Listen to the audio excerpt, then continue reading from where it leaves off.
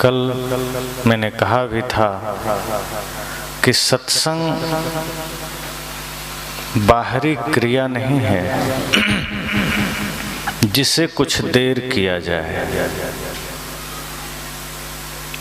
जब हम धार्मिक कृत्यों को भी क्रिया बना लेते हैं तो उसका संबंध हमारी चित्त और चेतना से बिल्कुल हट जाता है।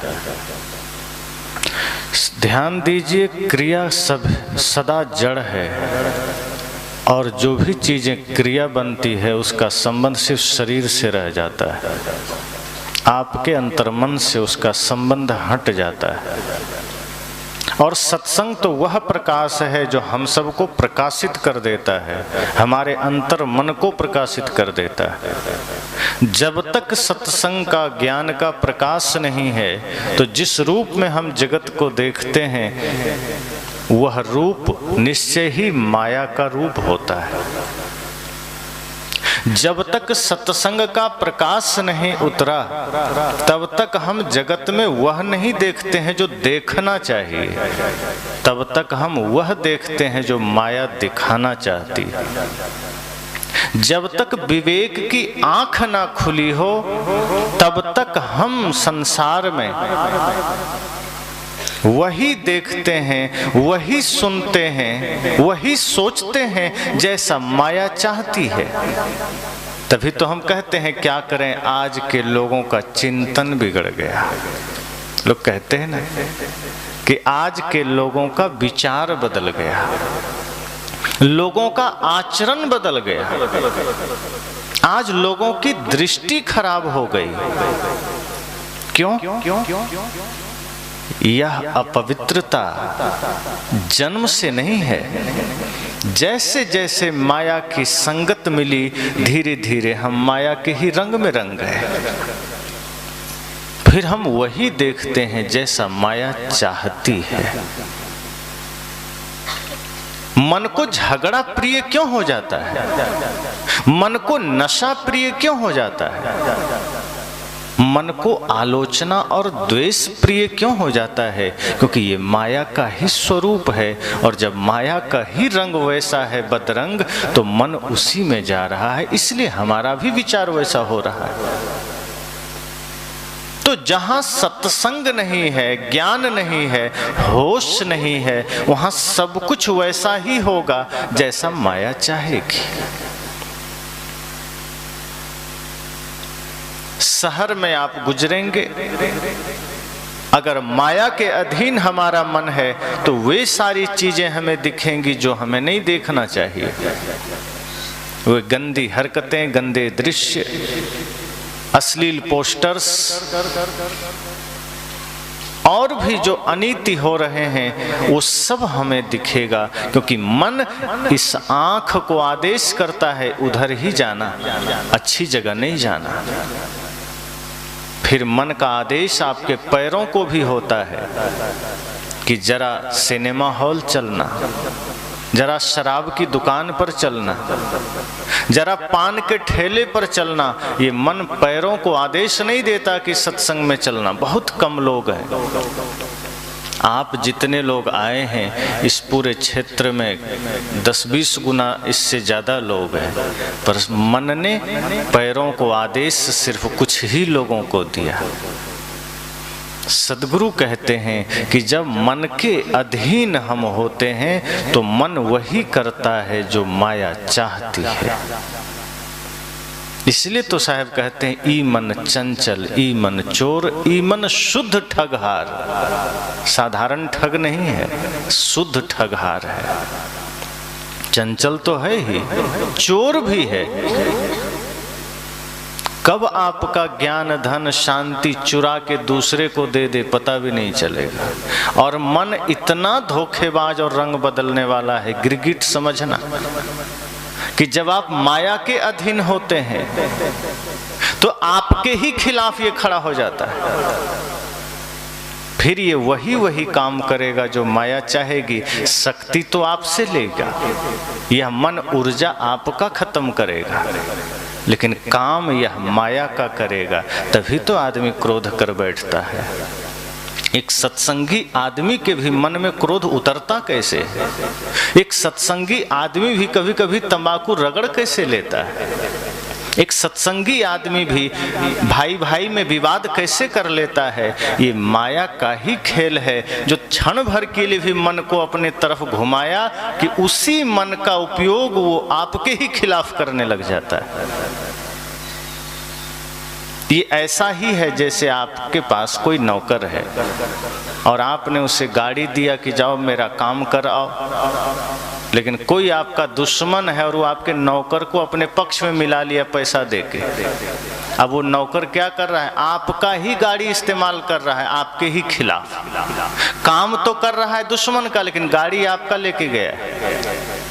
यही मन कर रहा है, आपकी ही शक्ति इस्तेमाल करता है, आपकी ही ऊर्जा इस्तेमाल करता है, लेकिन वो काम माया का करता है, आपके ही खिलाफ करता है।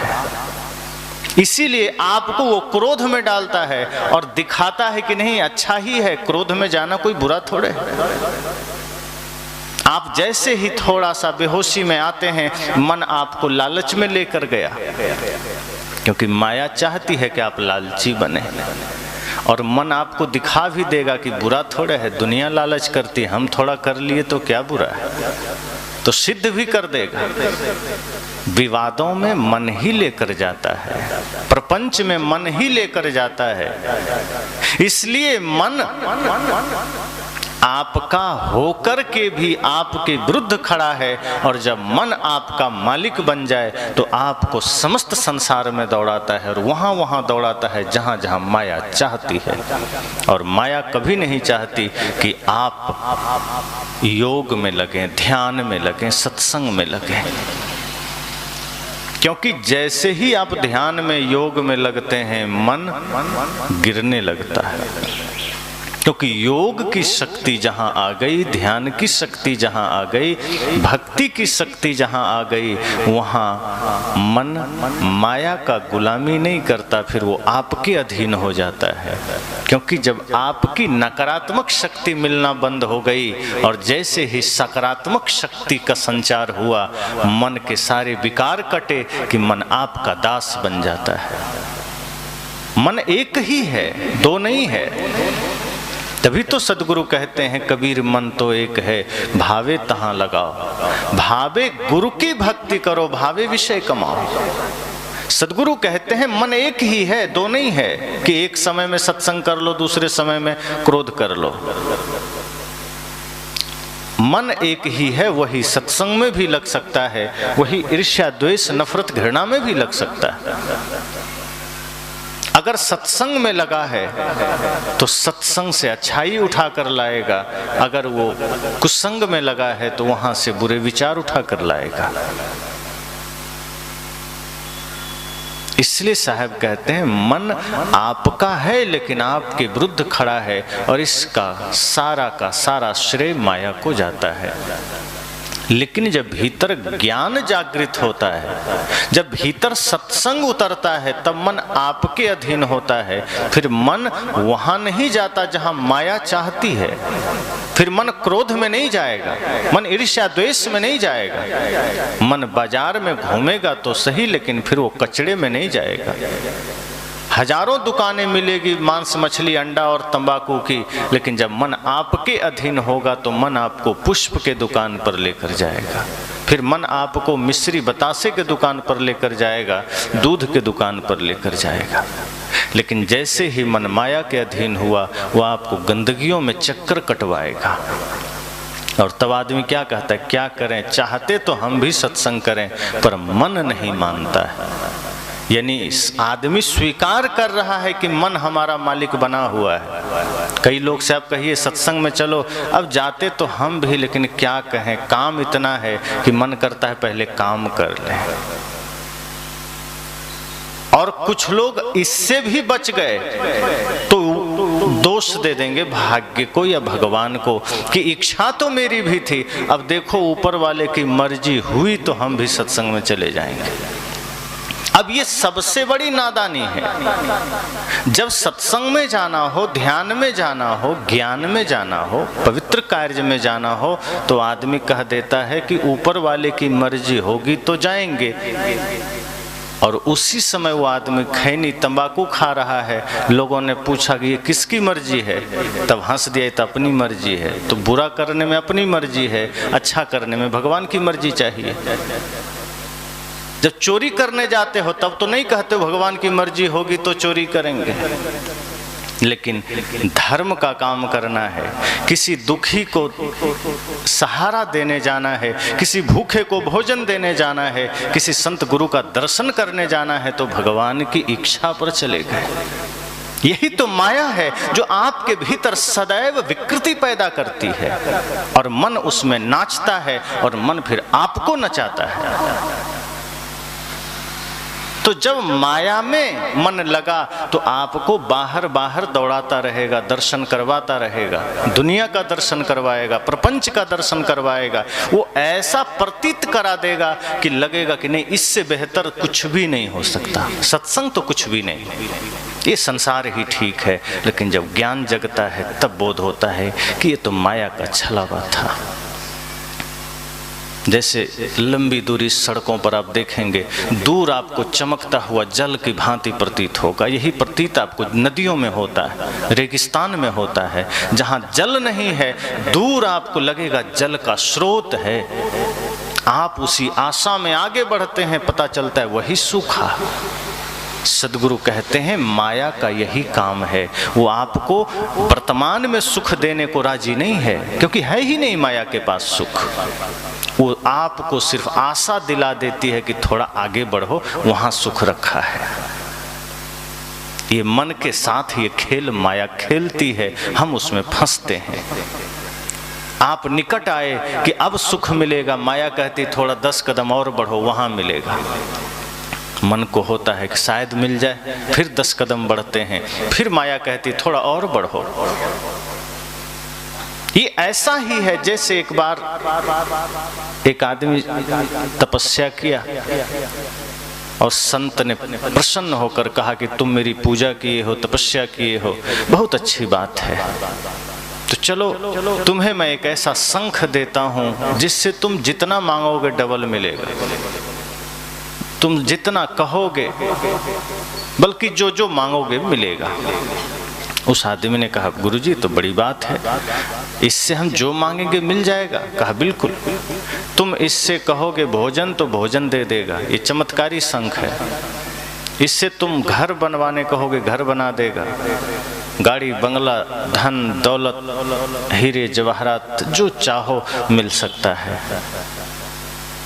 कहा कि मैंने आपकी भक्ति की है, आपकी सेवा की है, आप प्रसन्न होकर अगर आशीर्वाद स्वरूप दे रहे हैं तो स्वीकार है। गुरुजी ने कहा पर ध्यान रखना भक्ति बनी रहे, भक्ति से चूक मत जाना, वरना होता यही है कि दुख है तो गुरु की भक्ति है, और जैसे ही दुख मिटा तो भक्ति भूल गए। दुख में सुमिरन सब करे, सुख में करे न कोई।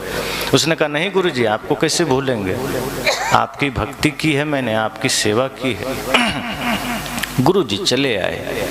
अब उसने सोचा कि चलो प्रैक्टिकल किया जाए, तो उसने शंख को आगे रखा, कहा कि शंख महाराज हमको अभी अभी 1 प्लेट रसगुल्ला चाहिए। तुरंत 1 प्लेट रसगुल्ला आ गया, बड़ा खुश हुआ, कहा वास्तव में चमत्कारी शंख। उसने कहा थोड़ा सोना चांदी चाहिए, जितना मांगा उतना आ गया। अब कहा घर चाहिए, घर आ गया, बंगला चाहिए आ गया, गाड़ी आ गया। अब वो दिन रात इसी में लग गया कि बस धीरे धीरे इससे ये मांग लें, ये मांग लें। मांगने मांगने में वो गुरुजी को भूल गया, भक्ति भी भूल गया। अब गुरुजी की ना याद है, ना भक्ति है, ना ध्यान है, ना साधना है। गुरुजी को पता चला कि ये आदमी तो बड़ा नकारा निकला, ये ध्यान ही भूल गया, गुरु को ही भूल गया, सत्य को ही भूल गया, धर्म को ही भूल गया। जब ये धर्म ही भूल गया तो अब इसे जगाने की जरूरत है। अब इसके भीतर एक परिवर्तन लाना पड़ेगा, वरना ये तो पुनः माया में चला जाएगा, ये तो सब गंवा देगा। भक्ति भूल गया। तो गुरुजी उसके घर आए, कहा मेरे पास एक शंख और है। उसने कहा अब कौन सा शंख है गुरुजी, अभी तो जो दिया वही बहुत है। कहा अरे अब जो सुनोगे तो मन मस्त हो जाएगा। कहा क्या है? कहा अब जो शंख मेरे पास है उससे जितना मांगोगे वो डबल दे देता है। अब वो खुश हुआ, कहा अभी तक तो हम 1 प्लेट रसगुल्ला मांगे तो 1 ही आया, एक घर मांगे तो एक घर मिला, ये शंख तो और कमाल का है, एक घर मांगेंगे तो 2 घर मिल जाएगा। कहा गुरुजी तो फिर दे दो। कहा लेकिन बदले में वो पहला वाला शंख देना पड़ेगा।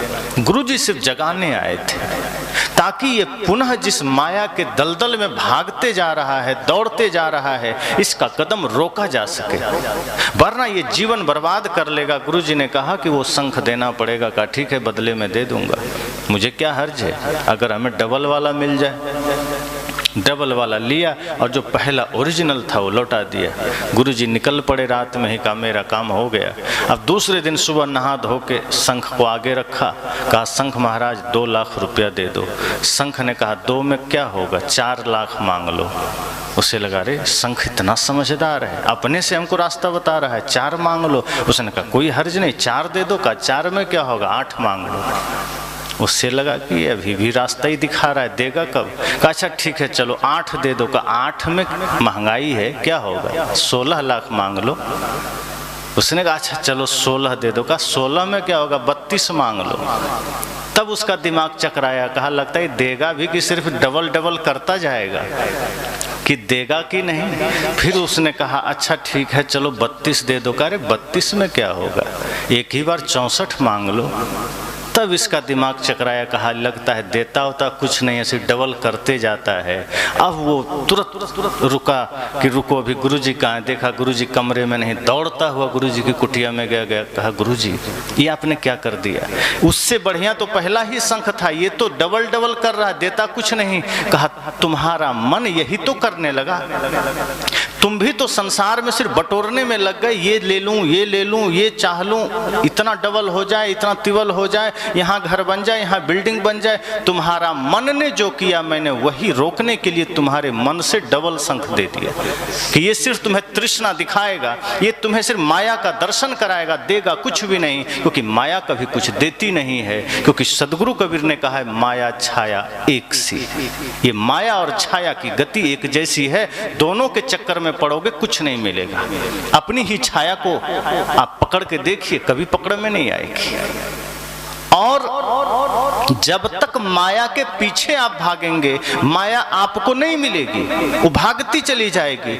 आप अपनी छाया के पीछे भाग के देखिए, आपको नहीं मिलेगी, छाया भागती चली जाएगी। एक आदमी आगे आगे जा रहा था, उसकी छाया पीछे लगी हुई थी। उसने सोचा मेरी ही छाया मेरे पीछे लगी हुई है, एक बार मैं मुड़ करके जरा अपनी छाया को पकड़ तो लूं। जैसे ही मुड़ा छाया आगे निकल गई, क्योंकि पीछे था तो छाया पीछे थी, मुड़ा तो वही छाया आगे दिखने लगी। कहा अरे अब तक पीछे लगी थी, मुड़ा तो आगे हो गई। तो दौड़ने का प्रयास किया तो माया और आगे आगे दौड़ने लगी छाया। वो आदमी कहा ये छाया पकड़ में नहीं आएगी। गुरु पास खड़े थे, कहा व्यर्थ भाग रहे हो, इस छाया के पीछे तुम जितना भागोगे तुमसे तेज गति में ये भागेगी। कहा क्यों? कहा वस्तुतः ये तुम्हारे ही भीतर की माया का रूप है, ये और दूसरा कुछ नहीं है। अगर उधर से भी प्रकाश हो जाए तो ये छाया नहीं बनेगी। ये तुम्हारे शरीर पर जो सूर्य का प्रकाश पड़ा है, उसी शरीर के भीतर के विकार समझना इस छाया को, और कुछ नहीं है। और तुम जितना माया के पीछे और छाया के पीछे भागोगे ये तुमसे दूर भागेगा, तुम्हें मिलेगा नहीं। जैसे ही तुम विपरीत हो जाओगे माया तुम्हारे पीछे हो जाएगी, छाया तुम्हारे पीछे हो जाएगी। गुरु ने कहा कि तुम माया के पीछे भागने लगे, धन के पीछे भागने लगे, पद के पीछे भागने लगे, इसलिए माया तुम्हें नहीं मिलेगी। तुम्हारा ये जीवन धर्म जागरण के लिए मिला है, भक्ति के लिए मिला है, सेवा के लिए मिला है, माया से मुक्ति के लिए मिला है, और तुम माया में लग रहे हो। इसलिए मैंने तुम्हारे भीतर की तृष्णा को शांति करने के लिए ये दिया।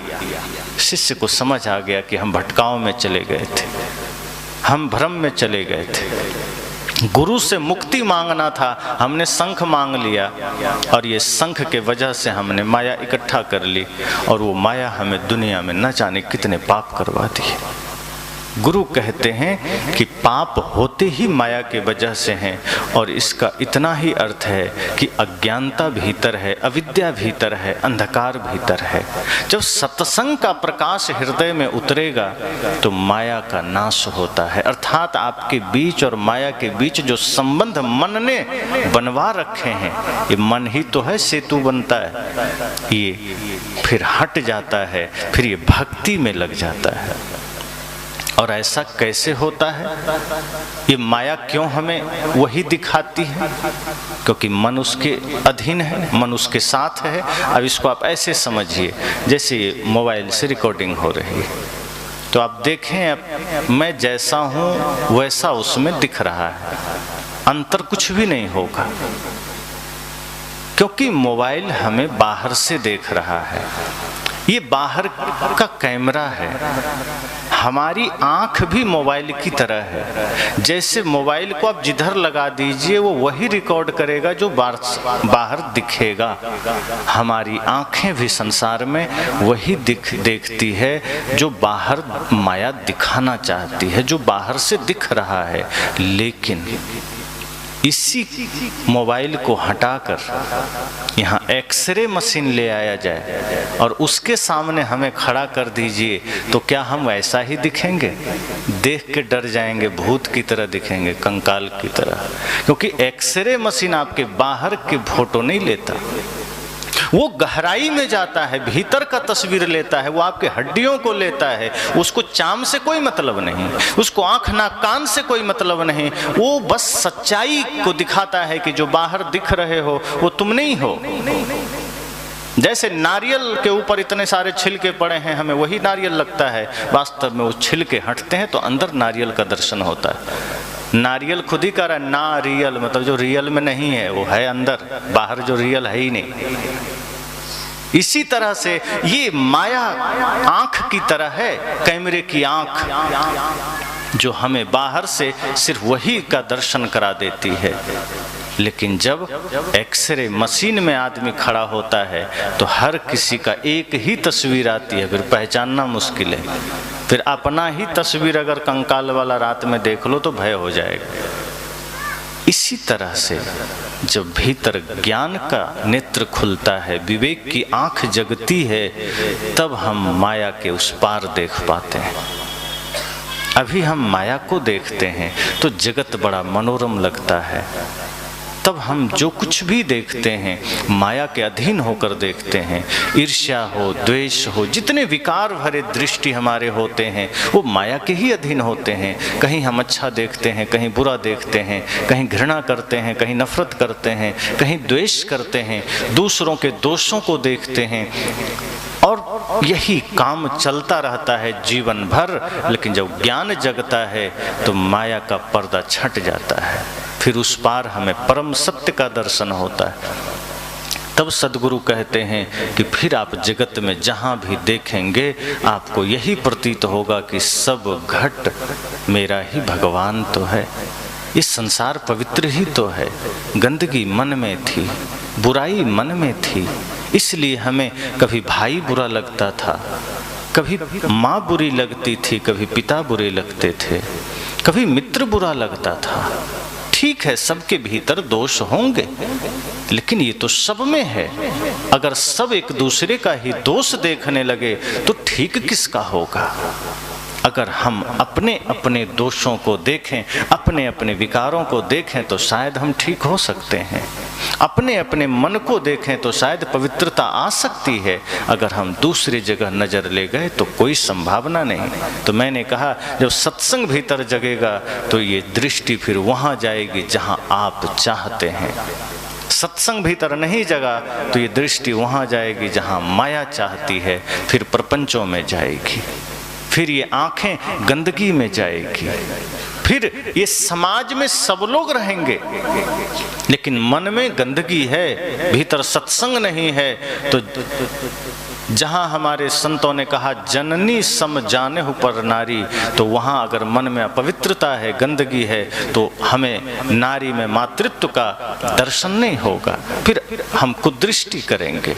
जहाँ हमें हर किसी के धन में पत्थरवत भाव होना है, मिट्टी का भाव होना है, फिर दूसरे के धन में भी लालच का भाव जगेगा, दूसरे के रूप में कामना का भाव जगेगा, फिर दूसरे के भवन में लालच का भाव जगेगा, दूसरे की सफलता में ईर्ष्या का भाव जगेगा। सद्गुरु कहते हैं जब भीतर पवित्रता आएगी अर्थात सत्संग उदय होगा, तो बाहर फिर सब जगह सुंदरता का भाव होगा, सब जगह पवित्रता का भाव होगा। इसलिए सत्संग अर्थात ज्ञान जगना जरूरी है। और इसका उदाहरण आप देखें कि आदमी कोशिश करता है कि हम अच्छा खाएं, ऐसा खाएं जो पच जाए समय से, पेट खराब ना हो। आज हर कोई थोड़ा थोड़ा ध्यान रखता है, ज़्यादा तो नहीं, कि पेट सही रहे। तो पेट को आप अन्न देते हैं, भोजन देते हैं, तो पेट को ध्यान रखते हैं, क्योंकि वो कुछ स्थूल चीज़ें हैं। आपने रोटी दिया, चावल दिया, दाल दिया, मिठाई कुछ भी दिया, तो आप कई बार ध्यान रखते हैं, कई बार नहीं रखते हैं तो पेट खराब हो जाता है। तो जैसा आप खाते हैं वैसा पेट के साथ गति होती है। लेकिन एक चीज़ और ध्यान रखना कि आपने भोजन मुख के द्वारा पेट में भेजा, लेकिन आँखों के द्वारा जो भोजन आप दे रहे हैं, कान के द्वारा जो भोजन आप दे रहे हैं, नाक के जो भोजन आप दे रहे हैं, इसका ध्यान नहीं रखते हैं। यही मन हमें गिराता है कि आँख भी तो दुनिया भर की बुराई समेट रही है, दुनिया भर के दोष को देख रही है, कान भी तो अश्लील शब्द सुन रहे हैं, वहाँ हमारा ध्यान नहीं है। अगर अन्न आपके पेट में कब्ज पैदा कर सकता है, तो ये गलत दृश्य और गलत शब्द आपके दिमाग में कब्ज पैदा कर देगा।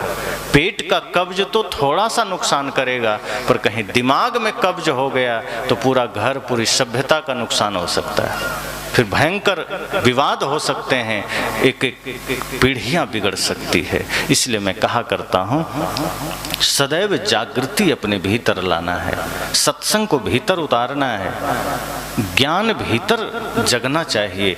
और जब भीतर सच में ज्ञान जगेगा, ज्ञान की दिए जलेंगे, तो आप पाएंगे कि भक्ति के भी दीप जल गए, प्रेम के भी दीप जले, सत्य, अहिंसा, करुणा के भी दीप जले, फिर चारों तरफ उजाला ही उजाला है। तो ये मन को समझना पड़ेगा। मन बुरा नहीं है, मन का प्रयोग हम सही नहीं कर पा रहे हैं। इस संसार में कोई वस्तु गलत नहीं है, कोई भी चीज गलत नहीं। आप सोच के देख लीजिए, मन, कबीर साहब ने कहा ना कि एक ही मन है। आप भक्ति में लगाइए, चाहे वासना में, विषय में लगाइए, भक्ति में लगाएंगे यही मन आपका सहायक बन जाएगा। इसी तरह ऊर्जा एक ही है जो मूलाधार में स्थित है, उसे ही जब हम संसार में लगाते हैं वही ऊर्जा काम ऊर्जा बन जाती है। उसी को जब हम योग में लगाते हैं, ध्यान में लगाते हैं, वही राम की ऊर्जा, योग की ऊर्जा, ध्यान की ऊर्जा बन जाती है। ऊर्जा एक ही है। लेकिन अगर हमने दोनों दिशा में ऊर्जा का इस्तेमाल नहीं किया तो विकृति पैदा करती है, फिर भीतर ही वो आपको परेशान करेगी।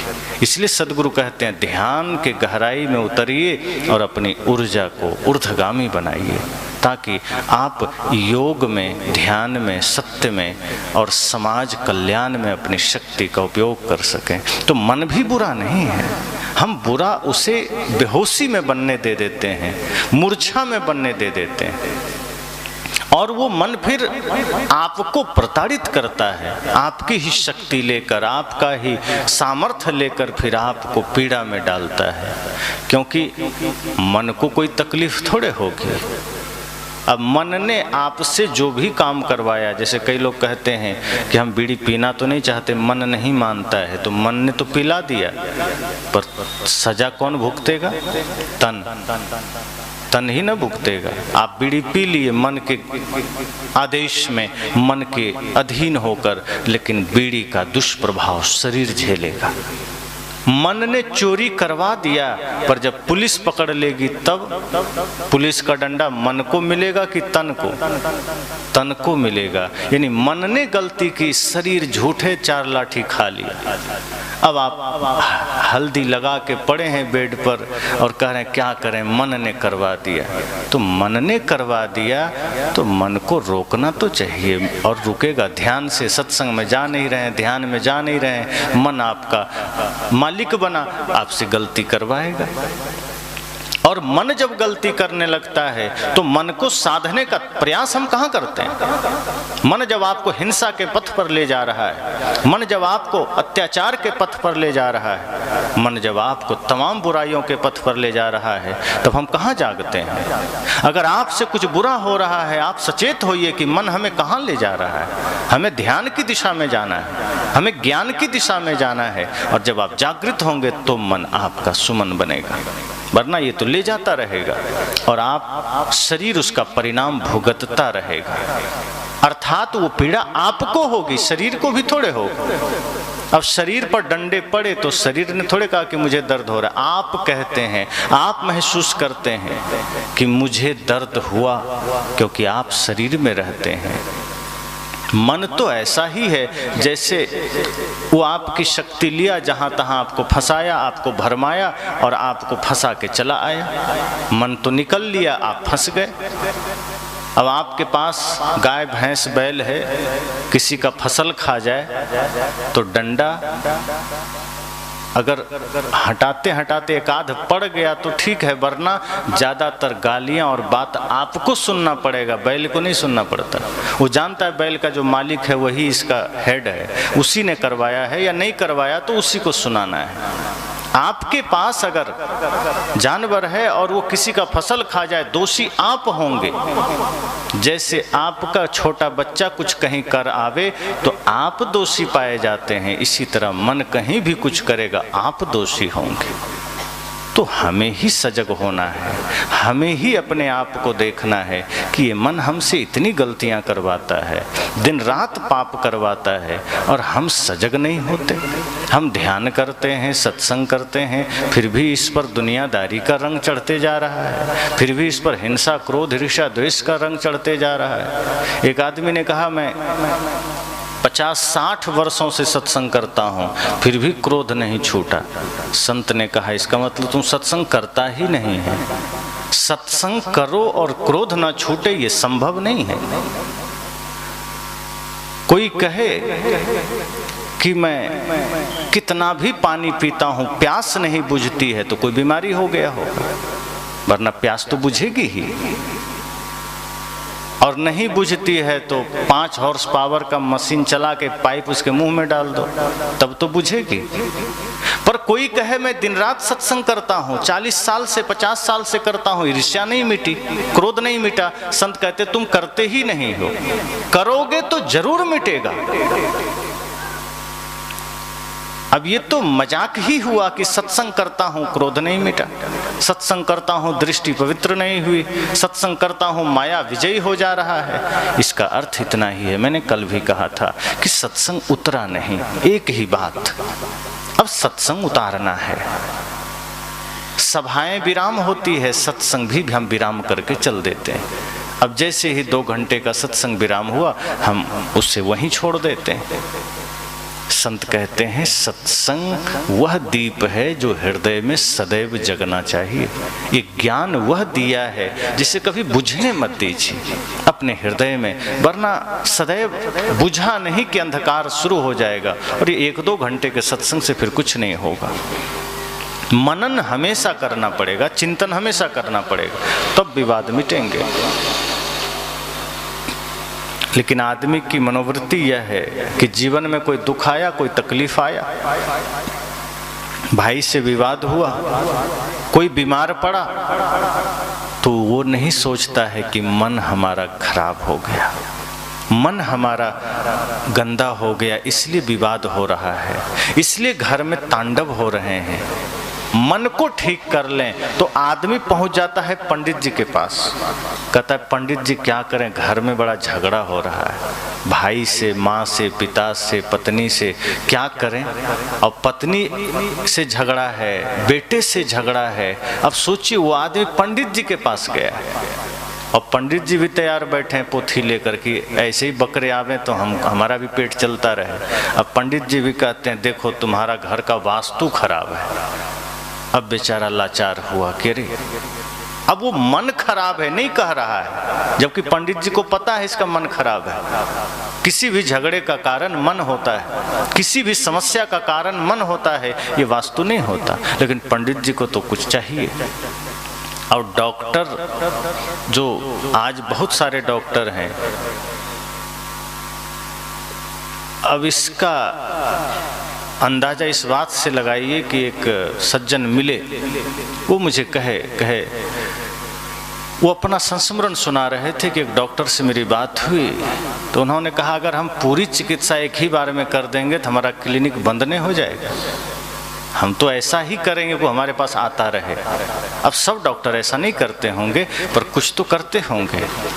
गैरेज वाला तो खुलकर कहा कि अगर हम गाड़ी को एक ही बार में बना देंगे तो हमारे पास फिर क्यों आएगा, फिर हमारा दुकान जो किराया पर लगा है, जो किराया में हम चला रहे हैं, कैसे चलेगा, ये कैसे इसका काम होगा, कोई उपाय है। तो पंडित जी तो वही पोथी लेकर बैठे हैं कि अगर हम उसको सही समाधान बता देंगे तो हमारा घर कैसे चलेगा।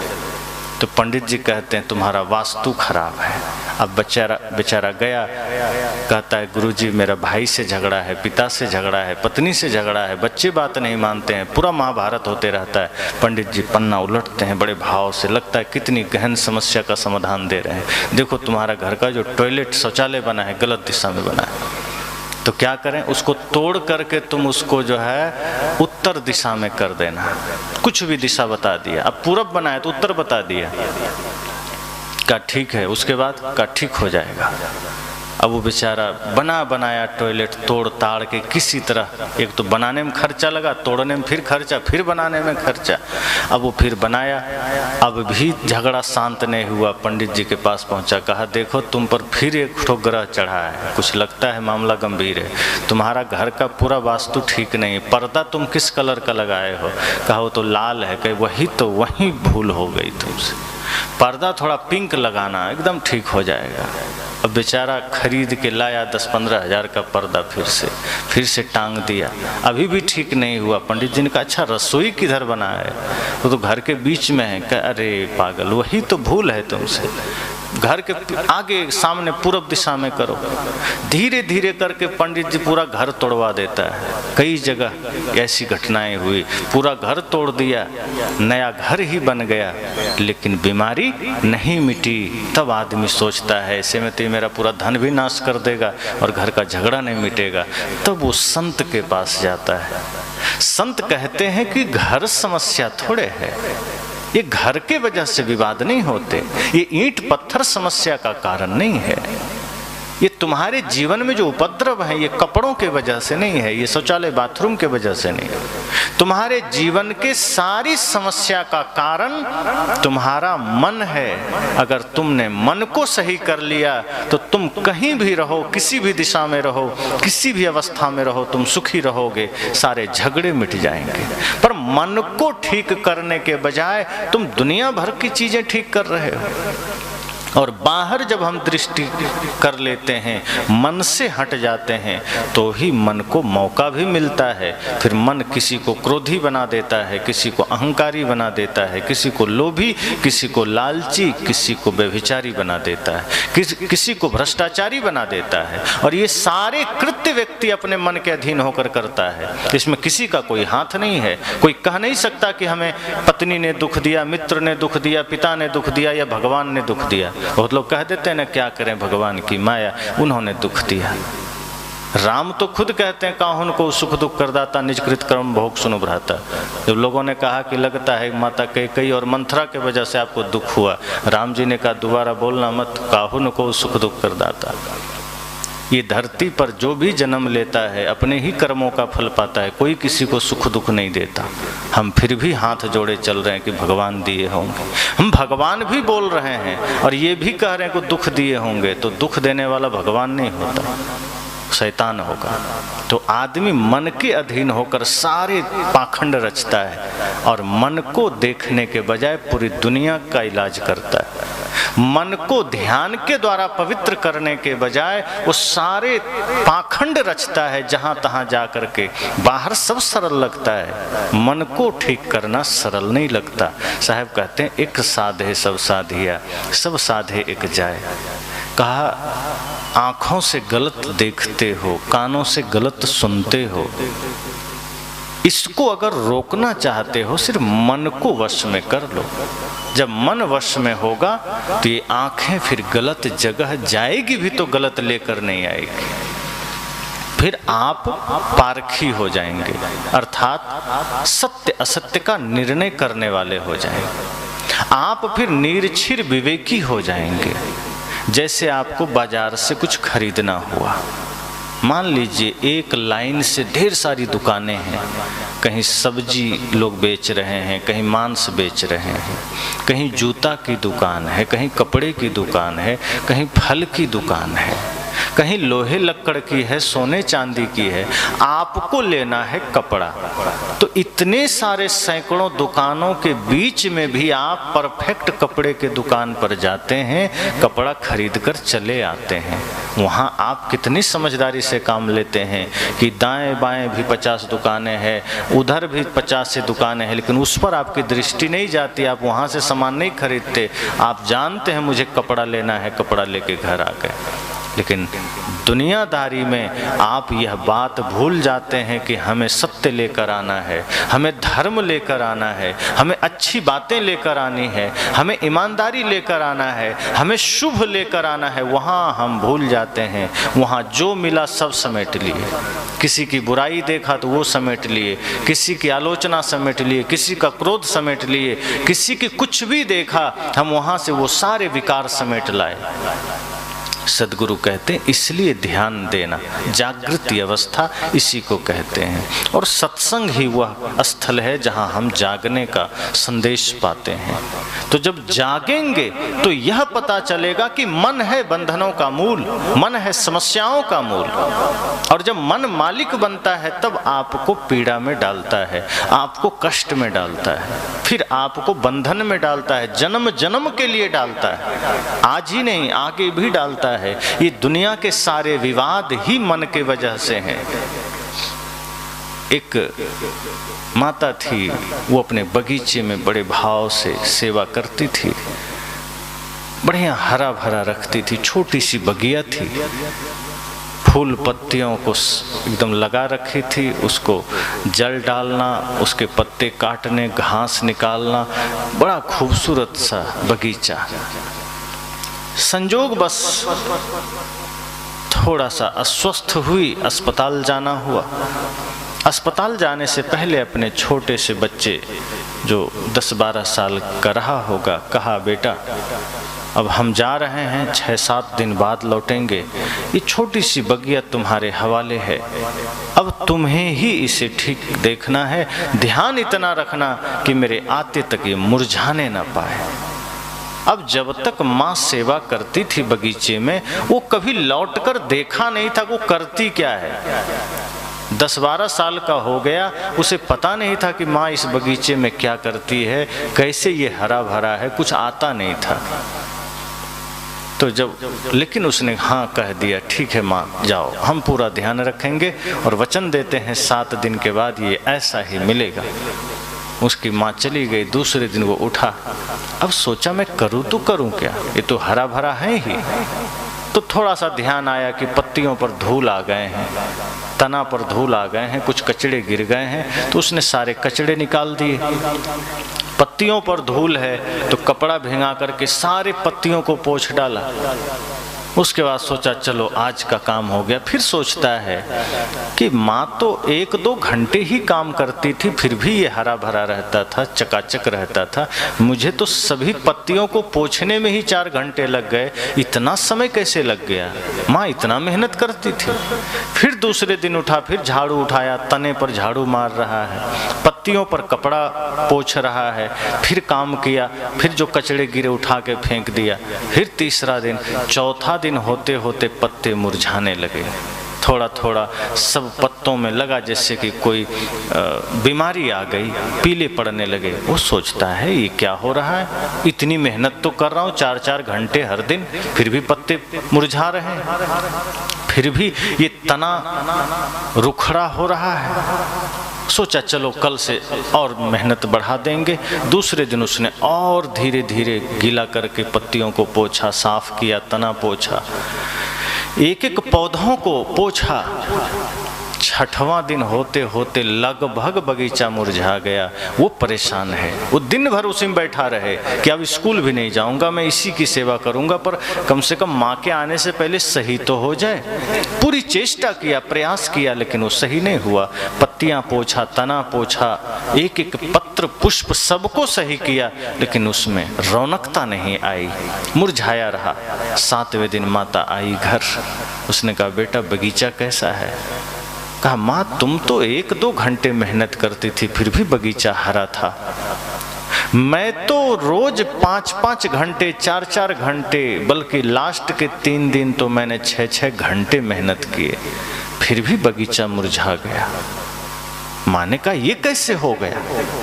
तुमने मेहनत किया और फिर भी बगीचा मुरझा गया, पौधे मुरझा गए, आखिर क्यों? उसने कहा माँ मुझे नहीं पता, पर मैंने बड़ी सेवा की, इन पौधों की बड़ी सेवा की, उतना तुम भी ना करती थी, पर तुम थोड़ा ही करके इसे जागृत रख पाई, इससे मूर्छित कभी ना होने दी, मुरझाने न दिया। बिल्कुल खिला हुआ बगीचा था, हरा भरा था। मेरे से न जाने क्या हुआ कि इतना मेहनत करने के बाद भी बगीचा मुरझा गया। माँ ने कहा तुमने मेहनत में किया क्या? उसने कहा तुम्हें क्या बताऊं, सुबह से उठता था, कपड़े लेकर के एक एक पत्तियों को मैंने पोंछा है, एक एक तने पर झाड़ू लगाए हैं मैंने, ब्रश ले लेकर के मैंने डालियों को पोंछा है, पत्तियों को पोंछा है। माँ ने कहा बेटा इन 7 दिनों में कभी जड़ में पानी डाला? तब सिर पकड़ा, माँ ये तो मैंने कभी सोचा ही नहीं, न किया मैंने। अरे यही तो करना था, पत्तियों में झाड़ू कौन लगाने कहा तुम्हें? ये पत्तियों पर पोछा नहीं लगाना था, ये पेड़ के जड़ में पानी डालना था, पेड़ हरे भरे हो जाते, ये मुरझाते नहीं। जो करना था वो तुमने सोचा तक नहीं, जो बिल्कुल जरूरत नहीं था 6-6 घंटे तुमने लगा दी, तो कहां से पेड़ बचेगा, मर ही तो जाएगा। सदगुरु कहते हैं हम भी दुनियादारी में घंटों समय देते हैं कि घर ठीक हो जाए, जीवन ठीक हो जाए, परिवार ठीक हो जाए। सदगुरु कहते हैं जिस मन को साध लेते ही घर मंदिर बन सकता था, जिस मन को ज्ञान की दिशा में मोड़ देने मात्र से घर स्वर्ग बन सकता था, वही काम कभी नहीं किया। और जो जरूरत नहीं था तीर्थों में, मंदिरों में, पोथियों में, पंडितों के पास, पुरोहितों के पास, वास्तुशास्त्र के पास, ज्योतिषियों के पास भटकते रहे कि घर में तकलीफ है, जीवन में तकलीफ है, तो ये हो गया तो वो हो गया। सदगुरु कहते हैं सारी समस्याओं का कारण मन है। आपके जीवन में जो कुछ भी अनिष्ट हो रहा है, आपके जीवन में जो भी दोष है, जो भी नशा है, दुर्व्यसन है, उसका एक ही कारण आपका मन है। मन सधा सब सधा, मन ठीक हुआ सारे दोष ठीक हो गए। वही हम नहीं करते तो तमाम दुनिया भर के चीजों में भटकते हैं, पर जीवन में शांति नहीं आती।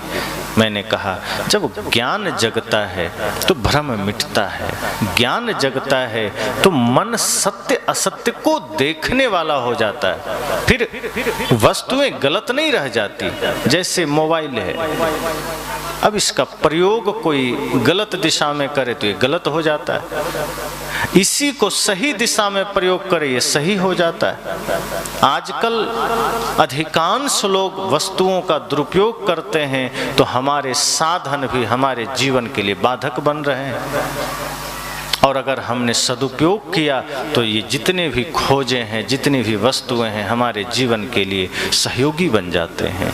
मन भी ऐसा ही है, जैसे चाकू है, तलवार है, बंदूक है, कोई भी चीजें गलत नहीं है, आग है गलत नहीं है, सब सही है, लेकिन उसका प्रयोग गलत दिशा में हो गया। अब